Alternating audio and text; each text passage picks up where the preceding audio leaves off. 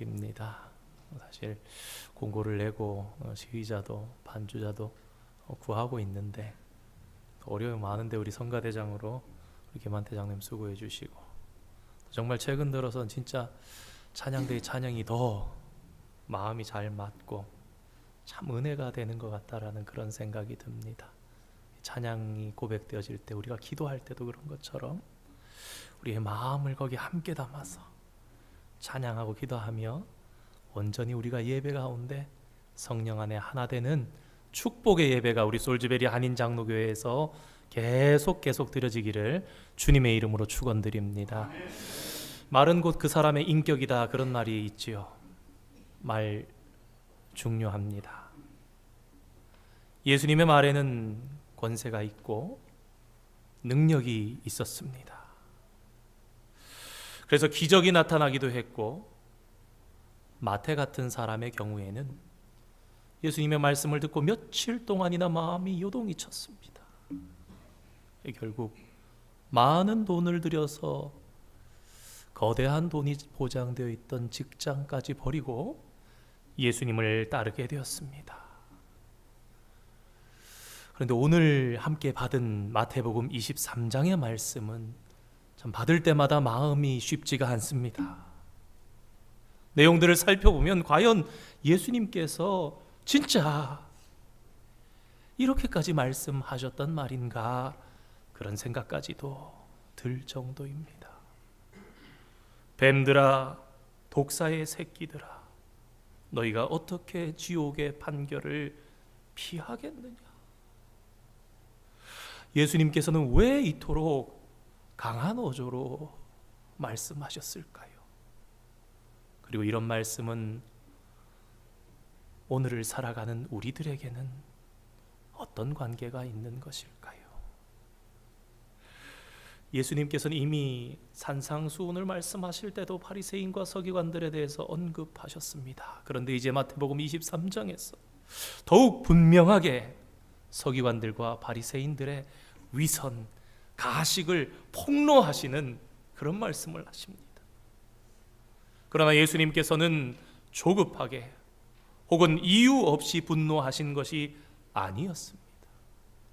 앞선 몇 주간을 통해서 우리는 지난 마태복음 22장의 내용을 통해서 예수님께서 종교 지도자들의 여러 무리들이 예수님께로 와서 공격당하는 예수님을 봤습니다. 마치 우겨쌈을 당함같이 한 무리가 올 때마다 모두가 꼼짝하지 못할 함정 질문을 가지고 왔지만, 그 속에서도 예수님께서는 그저 회피하시고 마신 것이 아니라 하늘의 지혜를 가지시고 그 속에서 신앙의 본질에 대해서, 그들이 가지고 있는 고쳐져야 할 핵심들에 대해서 간파하시면서 말씀해 주셨습니다. 그러니까 심플하게 보자면 종교 지도자들의 무리는 예수님을 공격하려고 왔지만 예수님께서는 참된 가르침을 계속해서 주셨죠. 그러니까 끝까지 사랑하셨던 겁니다. 참된 가르침을 계속 주셨으니까. 그럼에도 종교 지도자라는 그들은 계속해서 떠나가는 겁니다. 피하는 겁니다. 예수님께서 말씀하시는데 응답하지 않았습니다. 그렇게 종교 지도자들이 응답하지도 않고 더 예수님께 듣기도 거부하자 예수님께서는 이제 당시의 종교 지도자들의 가장 기득권 대표되는 서기관들과 바리새인들을 향해서 화 있을진저 그런 분위기 가운데 여러 차례 반복하시면서 책망의 말씀, 심판의 말씀을 하셨던 것입니다. 그런데 성도 여러분, 혹시 마태복음 23장의 본문을 보시면서 이 화 있을진저는 이 마태복음에, 물론 누가복음에 몇 차례 나오긴 합니다만은 이렇게 모여서 집중적으로 나오는 건 마태복음밖에 없습니다. 혹시 이 본문의 말씀 읽으시면서 예수님께서 몇 번이나 화를 선언하셨는지 손으로 이렇게 세보신 분 혹시 계십니까? 정답을 맞추시면 상을 드려야 돼요. 사실 참 그러기가 쉽지가 않습니다.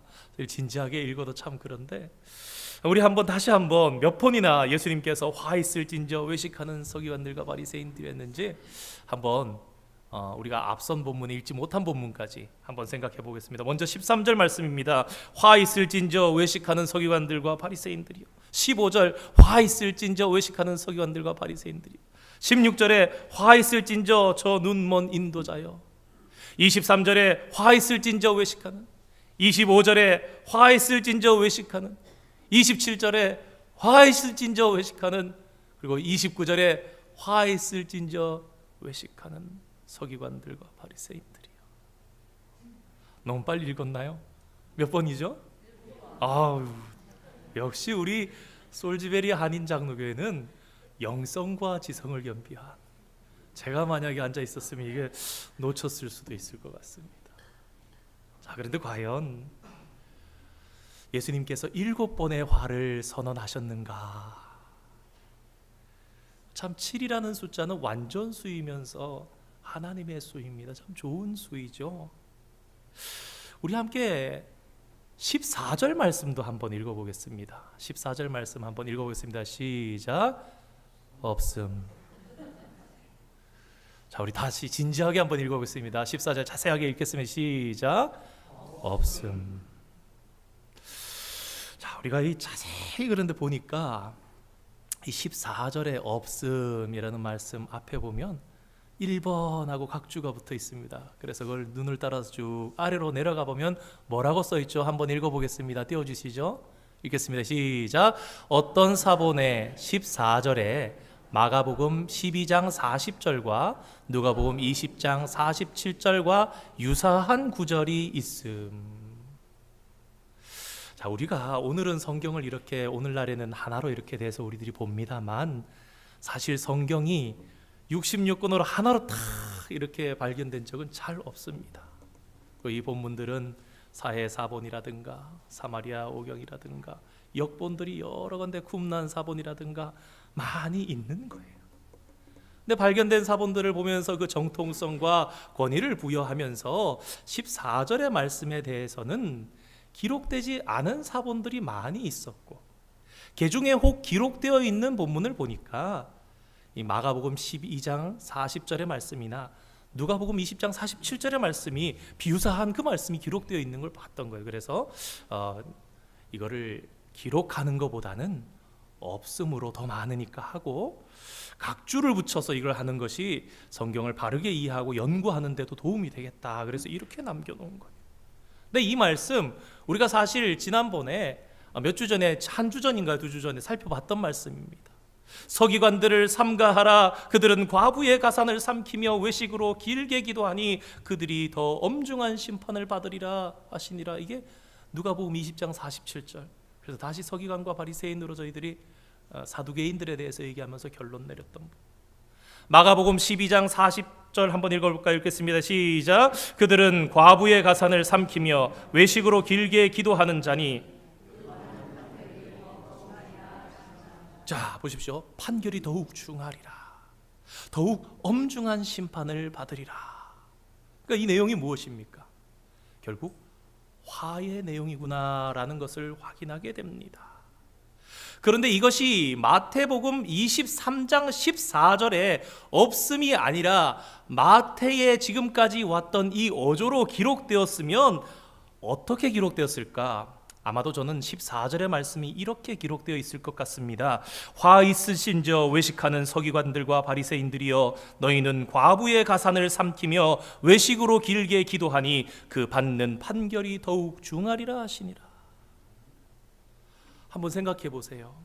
13절에 화 있을진저, 14절은 없고 15절 화 있을진저, 16절 화 있을진저. 그러니까 한 절씩 화 있을진저 4번이 나옵니다.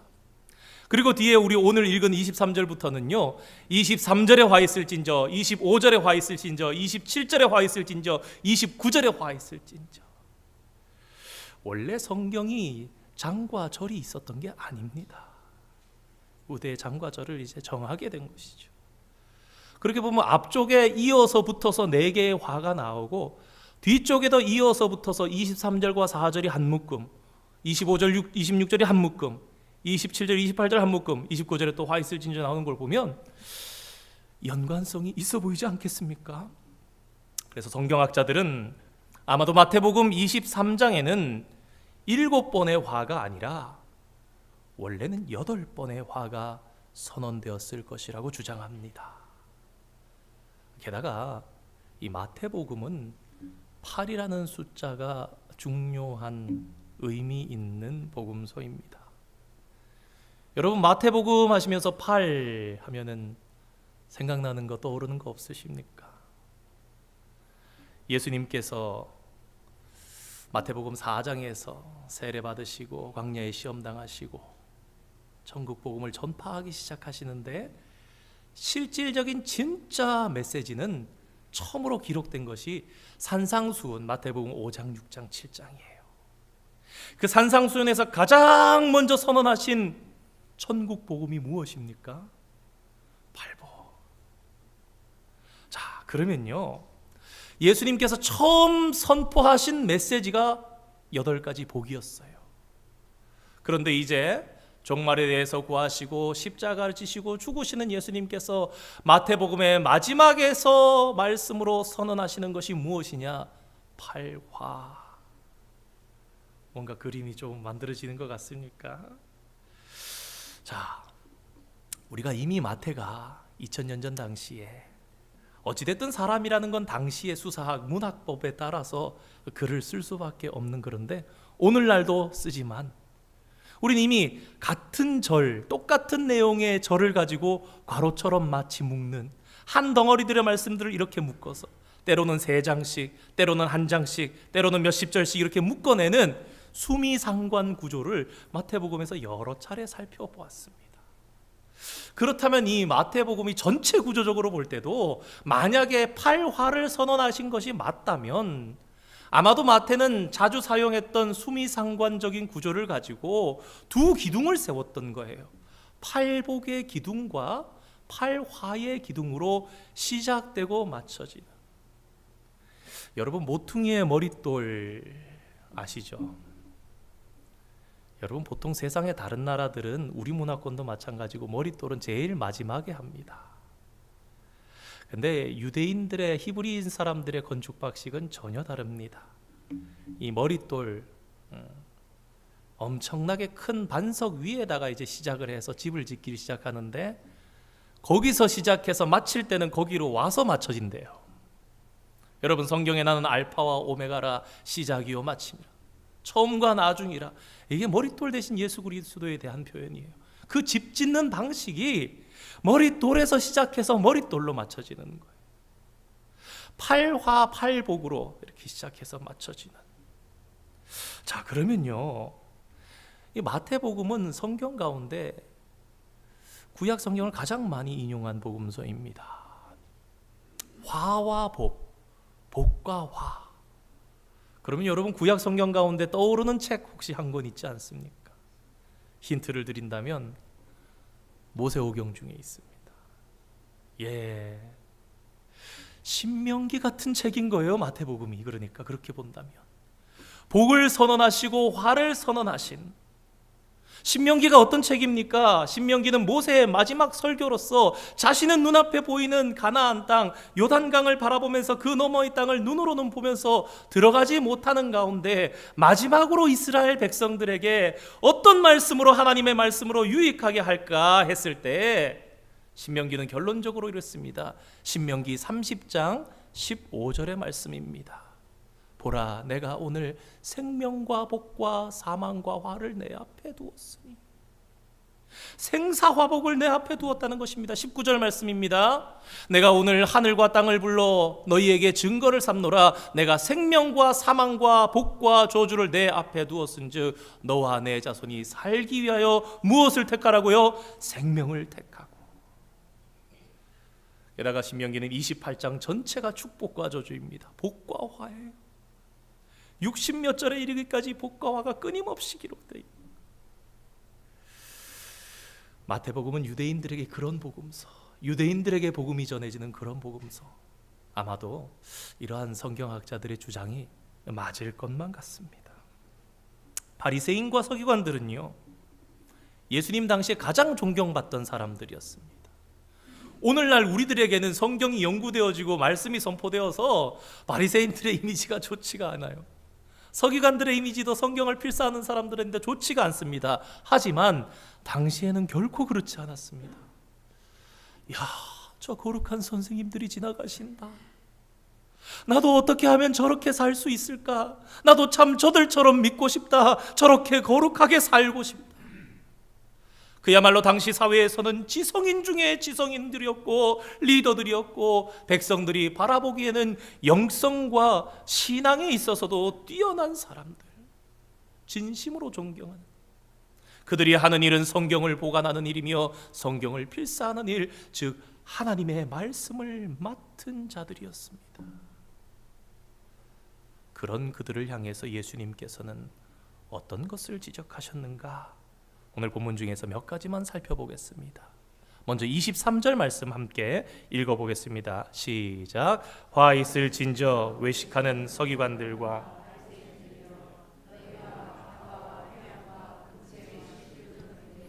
율법에 더 중한 바 정의와 긍휼과 믿음은 버렸도다. 그러나 이것도 행하고 저것도 버리지 말아야 할지니라. 예수님께서는 그들이 11조 생활을 철저히 하는 것을 말씀하시면서 그러면서도 너희들은 다른 사람에 대한 정의와 사랑은 버렸냐? 너희 안에 왜 그것은 없느냐? 11조는 그렇게까지나 철저하게 하면서 오늘 본문에 나와 있는 박하와 회양과 근처의 11조는 우리가 좀 알아듣기 어렵지만 쉽게 풀이하면 이렇습니다. 집에서 나는 채소와 나물 또 향내는 조미료 같은 것들까지 11조를 하면서, 여러분 집회 밭이 텃밭 가꾸시는 분들 깻잎 심으면 깻잎 11조 드리는 거예요. 호박 심었으면 호박을, 고추가 나면 고추를 가지고 11조를 하나님 앞에 그렇게까지 드리면서 살았는데 너희는 그 법은 지킨다고 하면서 왜 정의와 공의는 버리고 사랑은 버리고 살아가는가? 앞뒤가 맞지 않느냐? 그 다음으로 25절의 말씀입니다. 함께 읽어보겠습니다. 시작. 화 있을 진저 외식하는 서기관들과 바리새인들이 잔과 대접의 겉은 깨끗하게 하되. 또 예수님께서는 그들이 겉으로 보이는 것과 속에 있는 것이 얼마나 다른지를 말씀하셨습니다. 요새는 안 그런 것 같은데 참 솔즈베리 와서 자장면이 참 귀하고 맛있다는 사실을 깨닫게 되는데, 한국에 있을 때 옛날 중국집은 가면요, 이 식사 시간대가 되면 주문이 몰리잖아요. 배달 갔다가 오고 홀에 서빙 나갔던 것들 다 걷어들이면 그때 바로 설거지가 됩니까? 그러니까 안에, 주방 안에 들여다 놓으면서 이제 막 차면은 그릇이 막 주방 입구까지 나와가지고 막 식당에 밖에서 식사하는 손님들이 보일 만큼 되려 그럽니다. 그러면 어떻게 합니까? 신문지로 이렇게 덮는 거예요, 그릇 위를. 우리 보통 그 그릇 내놓을 때도 그러지 않았습니까? 신문지로 이렇게 덮어서. 그런데 여러분, 만약에 신문이 없으면 어떻게 됩니까? 그 더러운 것들이 다 드러나는 겁니다. 양념에, 국물에, 먹다 남은 면에 불어가지고 다 드러나요. 바리새인과 서기관들의 삶이 그와 같았던 것이랍니다. 겉은 깨끗하게 신문지로 덮어놓은 것처럼, 포장지로 덮어놓은 것처럼 그렇게 했지만 사실 그 속은 정말 지저분하고 더러워서 볼 수가 없는 그런 모양인데도 속은 깨끗하게 하지 않으면서 겉만 깨끗하게 하는, 그러면 깨끗해질 것이라고 마치 믿는 것처럼, 아니 정말 그런 삶이었지요. 그래서 주님은 너희 속을 좀 깨끗하게 하라, 그러면 겉도 깨끗해진다 말씀하신 것입니다. 27절의 말씀 한번 읽어보겠습니다. 함께 읽겠습니다. 시작. 화 있을 진저 회칠한 무덤 같으니 겉으로는 아름답게 보이나 그 안에는 죽은 사람의 뼈와 모든 더러운 것이 가득하도다. 비슷한 말씀입니다. 회칠한 무덤이 무엇일까? 우리에게는 좀 생경할 수 있는 이 회칠한 무덤은요, 사실은 우리가 성묘할 때가 되면 조상의 묘를 벌초하는 것 같은 그런 개념과도 비슷하다고 할 수 있습니다. 준비하는 거예요. 뭘 준비하느냐? 보통 6월절이 가까워올 때 무덤에 회칠을 합니다. 무덤이지만 이게 광야같이 우리처럼 뭐 이렇게 뻥긋뻥긋 솟아있는 그런 무덤이 아니잖아요. 그래서 시간이 지나면 사람들이 무덤인지 잘 못 알아보게 되는 거예요. 6월절은 거룩한 절기입니다. 그런데 절기를 지키러 가다가 모르고 무덤을 만져버리면 여러분 부정하게 되잖아요. 그럼 예배드리러 못 올라가게 되고 절기를 못 지키게 됩니다. 그래서 배려하는 마음에서 6월절이 가까워오면 이 무덤에다 회칠을 하는 거예요. 하얗게. 그러면 이건 무덤인데 멀리서 이렇게 보면은 무덤이 이렇게 하얗게 마치 페인트 칠이 되어 있는 것처럼 깔끔하게 되니까 예뻐 보이는 겁니다. 정갈하게 보이는. 그래도 여러분 아무리 정갈해도 그게 무엇입니까? 속은 무덤이요, 시체요, 뼈요, 더러운 것인데 너희 서기관들과 바리새인들이 그와 같다라고 말씀을 하신 것입니다. 너희는 썩었고 냄새나고 죽은 시체 같은 존재다, 그렇게 말씀하셨던 것입니다.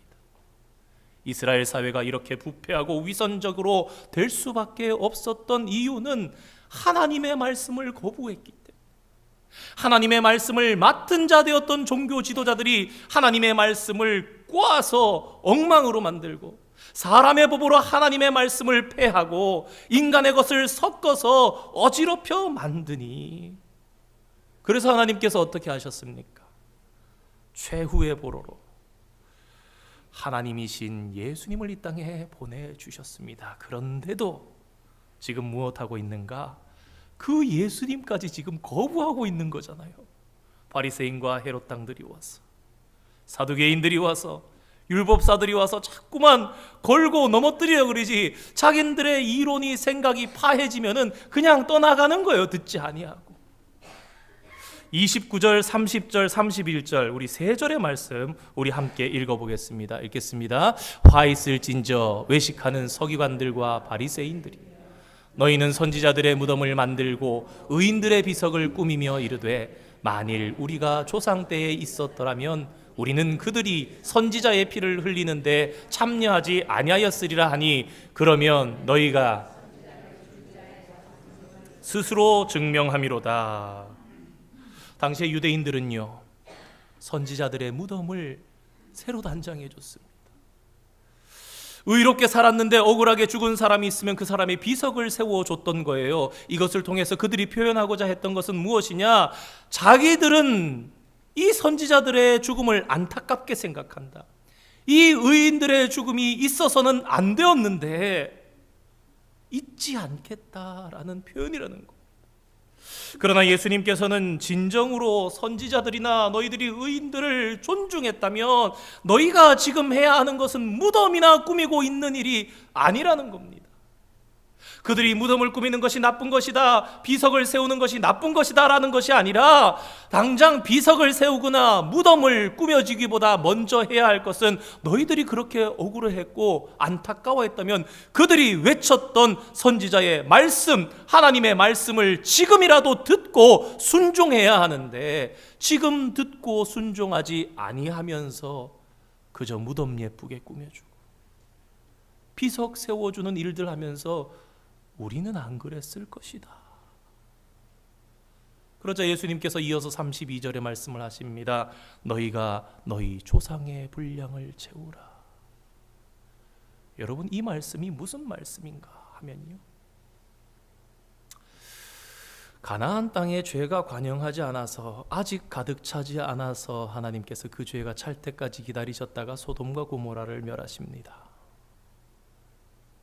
그리고 7 족속을 쫓아내시는 이스라엘 백성들을 향해 사용하셔서도, 무슨 말이냐? 하나님의 진노의 잔이 막 차가지고 이제 끝까지 다 찰려고 찰랑거리고 있는 거예요.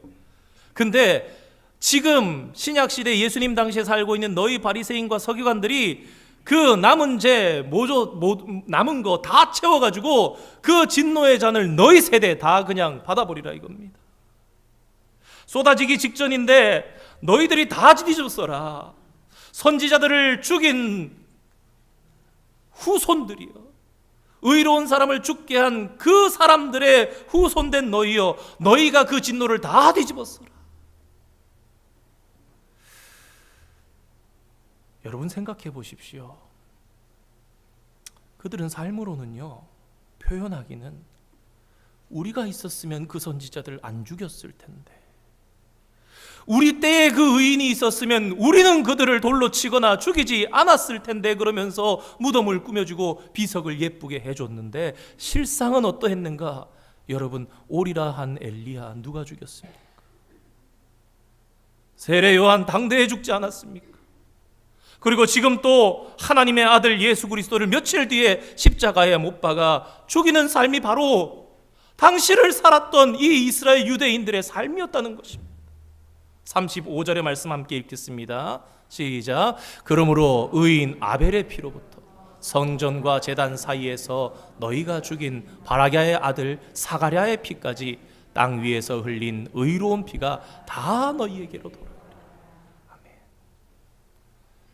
창세기에 제일 처음 나오는 순교자 아벨로부터 유대인들의 성경으로 볼 때 성경의 가장 마지막 순교자인 사가랴의 피까지 다 합쳐서 너희들이 심판받게 될 것이다. 그런데 성도 여러분, 오늘 본문은 과연 서기관들과 바리새인들만을 향한 말씀입니까? 지난주 중에 목회 월간지를 보다가 이런 글을 봤습니다. 지난 20년 동안 한국교회는 계속해서 내려막길을 걷고 있다. 한국교회만 그런 게 아니죠. 미국의 이민교회, 전 세계의 한국 이민교회들이 다 마찬가지입니다. 2000년 정도에 미국 내의 이민 한인교회, 교단을 초월해서 모든 한인교회 숫자가 한 4,300개 정도 있었다고 합니다. 근데 이 교회 숫자들이 2020년경에는 한 800개 정도가 줄어서 3,500개 정도 되었다고 합니다. 그리고 코로나 3년을 지나면서 700여 개의 교회가 더 줄어서 지금 현재 2023년에는 2,800개 정도의 교회가 한인교회가 있다고 합니다. 그러니까 2000년과 지금 2023년은 한 1,500개가 줄어들어서 한 4,300개 교회에서 2,800개 교회가 된 거죠. 그렇다면 왜 교회는 이렇게 마이너스 성장을 한국교회는 하게 되었는가? 그 원인을 분석한 것을 봤더니 크게 세 가지 정도로 분석해 놓은 것을 봤습니다. 첫 번째, 성도의 세속화.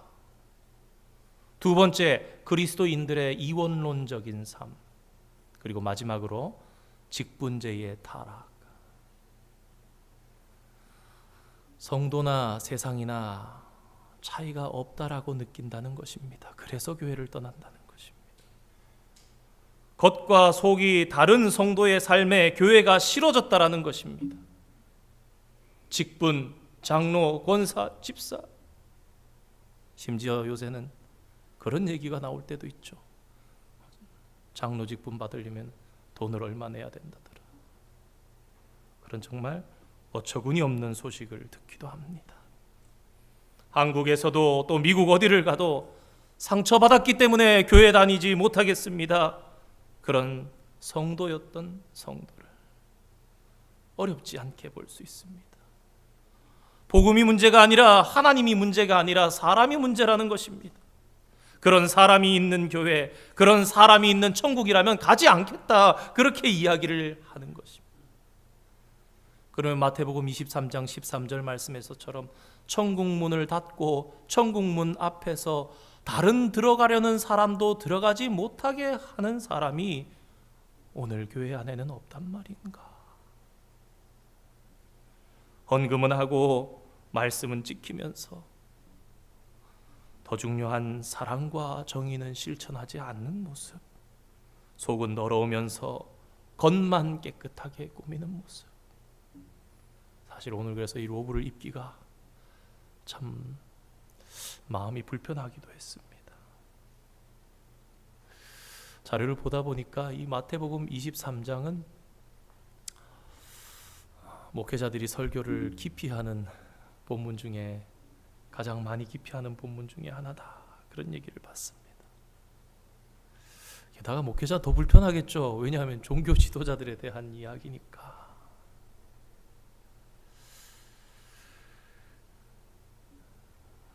그런데 사랑하는 성도 여러분, 예수님의 말씀을 깨닫고 돌아선 사람들이 있었습니다. 바리새인 중에 니고데모가 돌아섰습니다. 사내들인 공회원이면서 아마도 바리새인이었던, 사내들인 공회는 절반 정도가 바리새인과 사두개인으로 구성되어 있다 그랬잖아요. 아리마대 사람 요셉이 예수님의 십자가를 보고는 당돌이 빌라도 앞에 가서 예수의 시체를 내어달라고 요구합니다. 또 우리가 너무나 잘 아는 바리새인 바울도 있습니다. 이들 모두는 원래는 형식주의요 율법만은 지키는 일에 앞장섰던 사람들이었는데 예수님을 만남으로, 예수님의 말씀의 영향으로 삶에서 돌이켜 참되게 믿는 사람들이 되었구나, 말씀을 준비하면서 그런 생각이 떠올랐습니다. 사랑하는 성도 여러분, 마태복음 23장의 말씀을 남겨주신 것이 오늘 서기관들과 바리새인들이 있기 때문입니까? 이토록 저주와 책망과 심판의 말씀을 기록하셔서 오늘 저와 여러분에게 주신 이유가 무엇입니까? 이 끔찍한 말씀들, 너희들 그대로 벌받고 다 죽어버려라, 너희들 다 지옥 백성이 되어라, 그렇게 저주를 당해라고 말씀하셨던 말씀인가? 예수님의 진정한 뜻은 이 화 있을진저라는 말씀까지도 마치 신명기 28장에 화가 점점 더, 재앙이 점점 더 크게 펼쳐져 가는 것처럼 더 큰 화를 당하기 전에 너희들이 돌아오라, 너희들이 그 벼랑 끝에서 지금 돌아서야 된다, 이렇게라도 깨닫고 너희들이 돌아오기를 원한다는 예수님의 끝까지 사랑하신 말씀이 아닌가. 그렇기에 오늘도 이 말씀은 성도된 우리에게 얼마나 중요한 말씀인가, 그것을 한번 생각해 보았습니다. 그런데 오늘 말씀 속에 그것보다 더 큰 의미가 담겨 있는 것을 보게 되었습니다. 마태복음 23장에 이렇게나 강한 어조로, 이렇게나 끔찍하게 선포하신 그 화, 그 심판, 그 저주, 누가 당했습니까? 누가 받았습니까? 예수님께서 그 화를 당하시지 않았습니다. 사실은 우리가 그 자리에 있어야 되는데, 그 자리에 죽어야 하는데 예수님께서 십자가에 죽으셨습니다. 그러면 팔복과 팔화 중에 8가지 화에 대한 결과는 예수님이 감당하신 거예요. 그리고 오늘 우리들에게 무엇을 주셨습니까? 팔복, 천국 백성에게 주시는 복을 우리에게 누리게 하셨던 것입니다. 그래서 오늘 말씀해 보면요, 제일 마지막 절 39절 말씀이 좀 이상합니다. 앞뒤가 맞지가 않아요. 우리 함께 앞부분만 한번 읽어보겠습니다. 함께 읽겠습니다. 시작. 내가 너희에게 이르노니 이제부터 너희는 찬송하라. 아니, 뭘 찬송하란 말입니까? 아니, 지금까지 이렇게 화 있을진저 독사의 자식들아,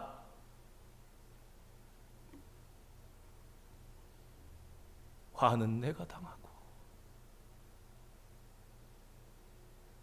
그러니 이제부터 너희는 찬송하라.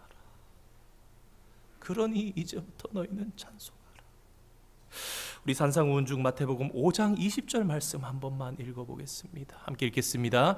내가 너희에게 이르노니 결코 천국에 들어가지 못하리라. 사랑하는 성도 여러분, 서기관과 바리새인들의 의는요, 육신된 사람으로 율법을 가장 잘 지키는 표본과 같은 거예요. 그거보다 더 잘 지킬 수 있을까요? 과연 오늘 저희들이 그들보다 더 잘 지킬 수 있겠습니까? 그렇다면 이 말씀 속에 말씀하고 있는 이 더 나은 의, 서기관들과 바리새인들보다 더 나은 의는 무엇인가? 우리 이미 마태복음 21장에서 살펴봤던 혼인잔치의 예복을 입는 것. 이 의는 어떻게 우리는 이 의를 얻는가? 오늘 예수님을 믿는 우리는 죄인임에도 불구하고 하나님께서 너는 내 의로운 딸이다, 너는 내 의로운 아들이다 여겨주십니다. 의인으로요. 왜 그렇습니까? 예수님의 의로움을 오늘 저와 여러분이 입고 있기 때문에. 그리고 우리의 화와 재앙은 예수님께서 다 가져가셨기 때문에. 저주로 죽을 수밖에 없었던 우리를 예수님께서 살려내시고 그 저주를 다 뒤집어 쓰시고 사망의 벼랑 끝에서 건져내시사 오늘 저와 여러분을 천국 백성을 만들어 주셨습니다. 이 사순절 그 주님의 사랑을 다시금 붙잡는 성도가 되었어. 오늘 39절의 말씀처럼 이제부터 너희는 찬송하라. 이 사순절 주님의 고난을 묵상하고 주님의 그 십자가를 많이 묵상하기도 하지만 오늘 이 말씀 붙잡고 주님 그 주님 찬양합니다. 주님 그 주님 찬양합니다. 위대하신 주님의 그 사랑을 찬양합니다. 그렇게 고백하면서 주님을 찬양하는 것에 대해서 다시금 깊이 묵상할 수 있는 성도님들 되시기를 주님의 이름으로 축원드립니다. 기도하겠습니다. 거룩하신 하나님, 오늘도 진리의 말씀을 베풀어 주시오.